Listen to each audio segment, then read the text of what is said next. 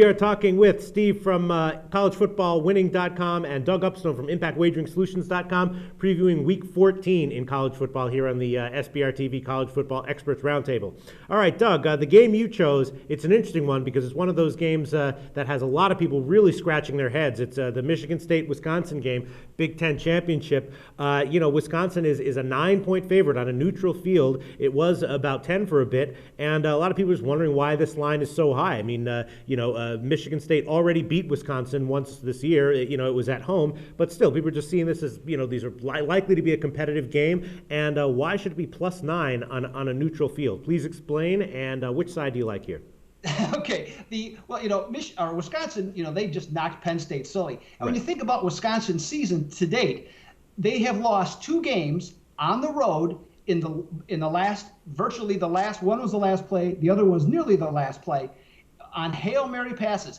If both of those are good, or I should say if both of those don't happen, Wisconsin is unbeaten, the number 2 seed in the BCS, and getting ready with a victory to play LSU. So there's a lot of positives in terms of what they've had and what they've accomplished. Now that offensive line opens tremendous holes for Monty Ball to run through and creates really clear passing lanes for Russell Wilson to throw the ball. So offensively, this team is really dynamic, and defensively, they are so underrated. Nobody talks about them, but they've only given up 15.2 points per game, on the season. So there's justification for that line. Now, in this game, it should be noted that Michigan State is in a little different position than the last time, because in that game, going into the Wisconsin game, they had played their arch rival Michigan the week before, and they did come out flat before catching fire. And the other key thing is that one of their best defensive players, William Golston, did not play in that game because he was suspended, and he will definitely be back for this one. This game is a little confusing to me in terms of the side,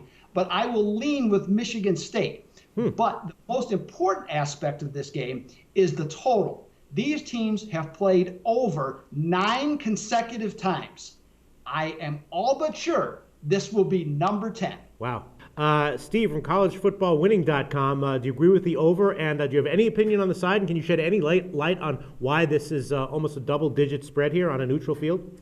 Even at Michigan State, they were a 7 or a 7.5 point favorite in that first matchup this year. Mm-hmm. So on a neutral field, you have to take away your 3 points being sort of standard. But Wisconsin, I think, this is a different team than your average team when it comes to home versus away.